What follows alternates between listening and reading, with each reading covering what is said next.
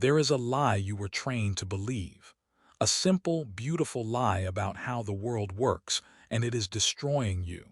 It's the lie of pure goodness. The idea that you can cut away the dark. That you can be all light, all virtue, all positive intent all the time. You spend your life carefully crafting the public image. The reliable friend, the perfect employee, the balanced partner. You build a golden persona. But every saint casts a shadow. And the part you reject, the part you lock in the basement and swear doesn't exist, that part is still alive. It's growing. And it holds more of your raw power than all your polished virtue combined. This is not about being a better person. This is about being a whole person. And according to the deepest secrets of Carl Jung, the greatest threat to your future is not your enemy, but the goodness you deny. He understood a brutal truth before anyone else. The price of your perfection is your power. The average person spends their life defending a fake image. The elite do the opposite. They look directly into the eyes of the monster they tried to become. This is the law of the shadow. Let's get one thing straight. The shadow is not your dark side. Not exactly. The shadow is everything you believe you are not allowed to be.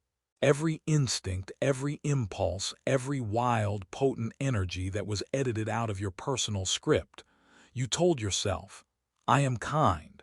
So you pushed away your necessary aggression. You told yourself, I am humble. So you locked up your sovereign confidence. You told yourself, I am loyal. And you sacrificed your right to be free and selfish.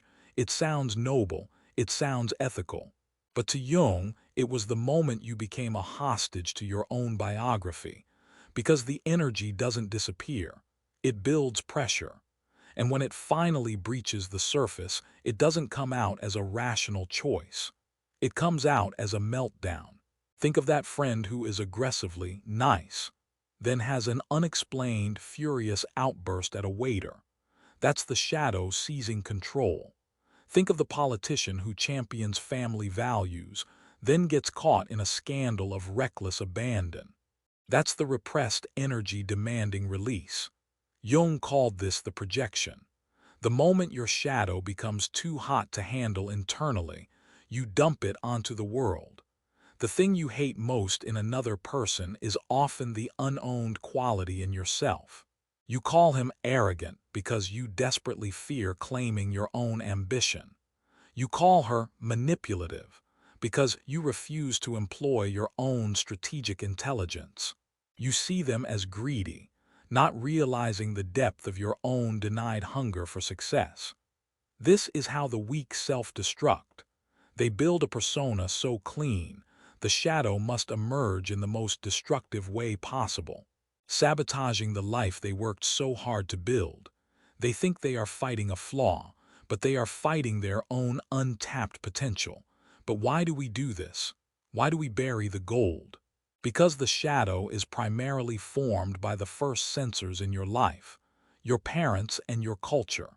They handed you the script for acceptable behavior. Your father praised you for being obedient, so you repressed your rebellious and innovative spirit. Your mother showed disapproval when you were loud, so you muted your natural authority and commanding presence.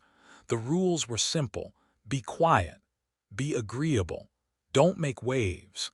And for survival, you complied. You were rewarded for your compliance. You received love, safety, and approval, but you paid an invisible price. Every time you said, I am not angry, when you were burning inside, you were giving a piece of your inner fire to the shadow. Every time you smiled politely instead of walking away, you gave away your boundary-setting force. Jung called this the moral injury. You were injured by the very morality that promised to protect you. And this hidden wound ensures your life remains small and predictable. The moment you seek greatness, the persona panics and throws a sabotage operation, often disguised as a rational fear or a moral hesitation. You stop before the final leap, because the repressed self doesn't want the radical responsibility that comes with true power. To understand the full scope of your repressed power, you must look at the three core energies society forces you to deny. These are the engines of the shadow, and they fuel true sovereignty. First, the power shadow. This is your ruthless drive for dominance, competence, and control. Society demands you be a team player. It tells you ambition is ugly. It pushes conformity. But the shadow keeps the blueprint for absolute effectiveness. If you deny your desire to lead, your shadow will lead for you through passive aggression, manipulation, or sudden, career-destroying arrogance. This denied mastery ensures you stay a pawn, constantly waiting for permission to succeed. You trade your throne for a comfortable chair. Second, the life shadow. This is your raw, untamed vitality, desire, and instinct. Not just sex, but the sheer hunger for experience. Society says, be safe, be contained, follow the script. But if you lock this energy away, it breeds shame. It emerges as addiction, unnecessary risk, or a life lived with a dull, constant feeling of lack. Reclaiming it means reclaiming your presence. The suppressed artist, the chained traveler, the silent leader, all are victims of this energetic censorship. Your lack of zest is a direct result of your repression. Third, the existential shadow. This is the most frightening. It is your inherent capacity for destruction, detachment, and ending things. The ability to walk away from a bad job, sever a toxic relationship, or admit that something beautiful must die for something better to live. Society says, preserve. Don't hurt feelings. Be nice. The cost of this denial is a life stuck in endless, mediocre cycles. The integrated man understands that creation requires prior destruction. You must be capable of tearing down the old structure to build the new one. If you can't end it, you can't start the next phase. When confronted with the shadow, the average person makes two fatal mistakes. Mistake 1, denial the saint. They double down on the persona. I am good. I didn't mean it. That wasn't me. They launch into the emotional defense, exactly like the average person who seeks to control perception. They are not just defending their reputation. They are defending their own fragile self-image. They are terrified to look at the impulse to cheat, to betray, to dominate. So they push it deeper. They build a stronger wall, and the pressure behind that wall only increases. The harder you try to be a saint, the more violently the devil operates in your subconscious. Your moral rigidity guarantees your irrational collapse. This is why we see the kindest souls perform the most inexplicable acts of destruction. They reach their breaking point because their life was built on a lie of exclusion. The denial ensures the dark acts happen in the dark, outside of conscious control. Mistake 2. Submission the nihilist. The opposite person, the person who sees the darkness, panics. They conclude, I am fundamentally broken. I am all bad. They surrender to the toxic impulse. They use the shadow as an excuse for cruelty. They indulge in their worst habits, calling it authenticity. They become the bitter cynic, the destructive rogue, the one who tears everything down and calls it freedom. But this is not power. This is just a different kind of enslavement. They are controlled by their unconscious, just like the saint.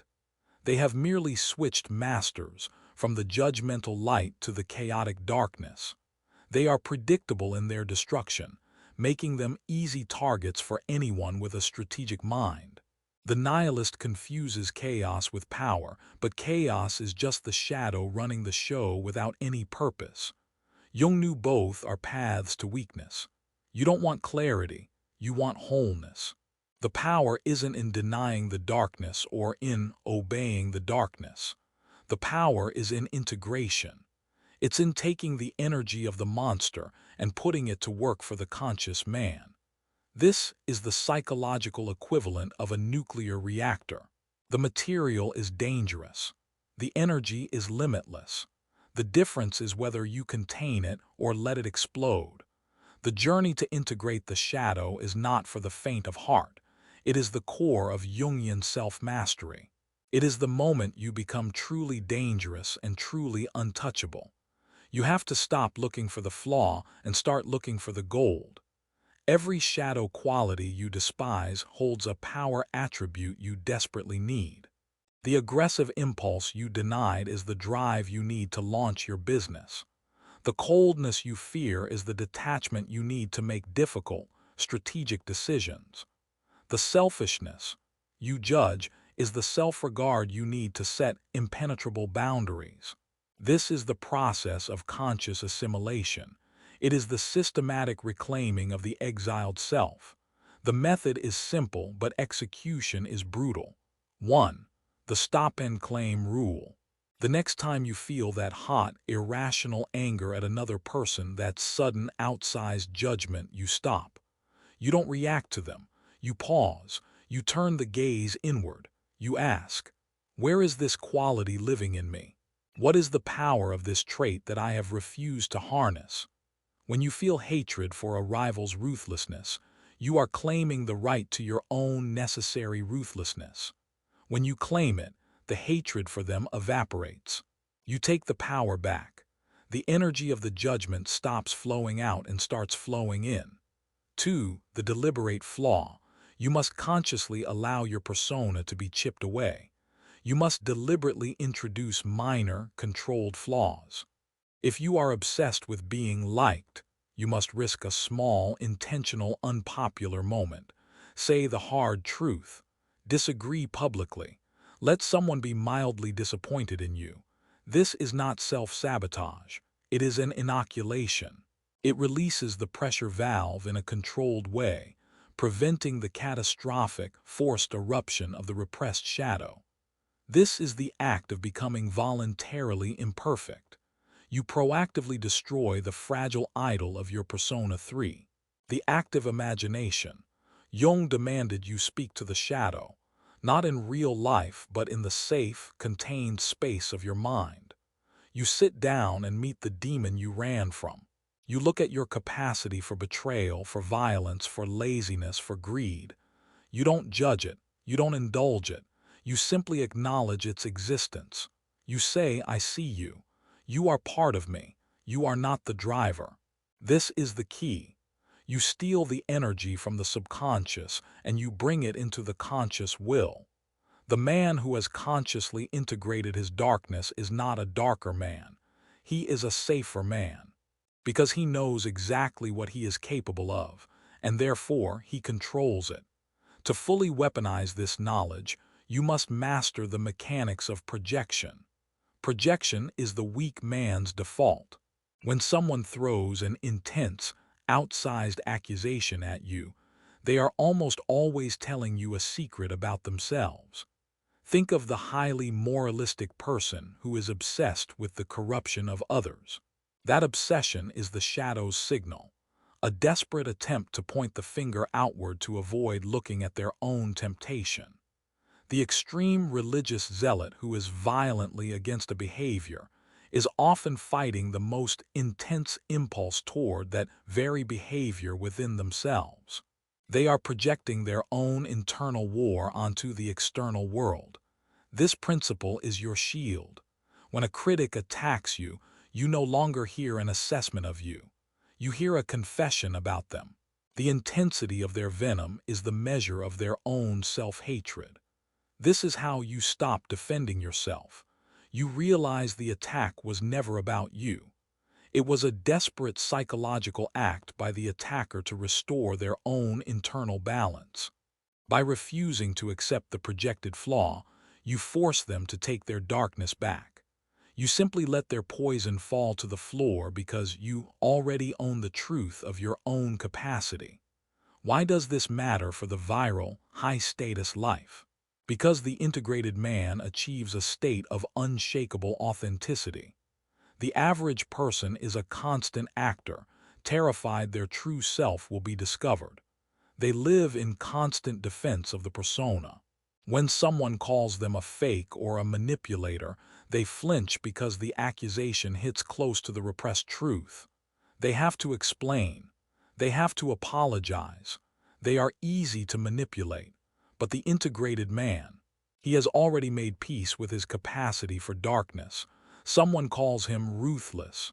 He doesn't flinch, he just thinks, yes, I am capable of ruthlessness when required, and you should know that. His silence becomes a weapon, not of denial, but of confirmation. His composure is the product of having already seen the worst of himself and accepted it. You cannot shock a man who has explored his own abysses. You cannot accuse him of being something he has already in private owned. This is the power move. You become unpredictable, not because you are erratic, but because you are whole. You are not a predictable saint. You are a complete human being with the capacity for both creation and destruction. And that uncertainty is what breeds respect, caution, and fear. The one who defends the persona is always at the mercy of outside judgment. The one who integrates the shadow defines his own judgment. The attacks stop, not because you fought them, but because people know they are aiming at a target that has already embraced the missile. This is the source of natural authority. You don't have to raise your voice to command a room. Your presence speaks of internal conflict resolved. It says, I know the cost of power and I am willing to pay it. Everyone around you, unconsciously, respects a person who is not afraid of his own gravity. They sense the untapped, contained power, and they move with caution. This is a dominance that requires no justification, no explanation, and zero defense. Let's look at specific, high-stakes scenarios. When an accusation is thrown, the integrated man doesn't defend. He recontextualizes the energy. In a negotiation, an opponent says, "You are being overly aggressive with these terms." The average person, "No, I'm just being firm, I'm reasonable." The frame is lost. The integrated man, leaning into the shadow, "I am, because the alternative to this aggression is mediocrity and I don't build that." Ownership, frame shift. He turns aggression from a flaw into a virtue of competence. The opponent is suddenly negotiating with a force of nature, not a person concerned with being nice. In a relationship, your partner complains, "You're so detached. I feel like you don't care." The average person, "That's not fair, I care a lot, I bought you flowers." Emotional overcompensation. The integrated man, "I understand. My detachment is what keeps me grounded when you are feeling volatile, allowing us to find stability. It is my protective shield for both of us." Truthful ownership. Redefining the detachment as a shared asset. The shadow is now your greatest resource in the relationship, not a liability. The ultimate goal here is to make the attacker pay the social cost for their attempt to simplify you. By owning your complexity, you force them to appear small, reactive, and judgmental. Their accusation, which was meant to lower your status, elevates it instead. This is psychological jujitsu. You must recognize that society, collectively, has its own shadow. The cultural machine works tirelessly to suppress individual power because the collective thrives on predictability and consensus. They want millions of people running the same script. This is why they celebrate the perfectly virtuous, selfless saint. That archetype is safe. It is predictable. It is easy to control with the weapon of guilt. But the moment you step outside the lines, the moment you claim your ruthless ambition, your desire for asymmetrical success, your sovereign detachment, the system labels you a threat. They don't fear your darkness, they fear your autonomy. They fear the fact that you no longer need their approval or their moral framework to function. They try to police your language. They try to police your intent. They try to police your very thoughts. And the moment you apologize, the moment you retreat, they win. You confirm the power of their consensus over your own truth. The only way to win this social game is to reject the premise of the collective moral judgment. Your moral compass is internal. defined by your conscious will, not by the shifting, reactive opinions of a frightened mob. The integrated man understands that moral authority must be self-generated. The final, coldest truth of Jungian power: the shadow is not just a container for your negative traits. It's also a container for your golden shadow, the greatness you reject, the genius you refuse to acknowledge, the leadership you won't step into, the sovereignty you believe you aren't worthy of. You have denied your own magnificent potential out of fear of not being liked. You must stop trying to be a good person and start trying to be a powerful force. The moment you integrate the shadow, you don't become less moral. You become more effective. You gain the energy to pursue your path without the constant drag of self-doubt and unconscious sabotage. This doesn't happen overnight. It's built stone by stone by every small act of radical honesty and every choice of unpopular truth. Stop explaining who you are not. Start commanding who you will be. Go into your own darkness. Find the gold you hid there, and bring it out into the world. Because the most dangerous man is not the one who attacks first. It is the one who has already conquered himself. The power shift has begun. Now, the only question is, what capacity for greatness have you locked away out of fear? If you want the deeper tactics on how to use this new inner power to define your life, hit the like button. Subscribe and turn on notifications, because next week, we break down the ultimate power move, the Jungian trickster, and how to wield chaos against your enemies.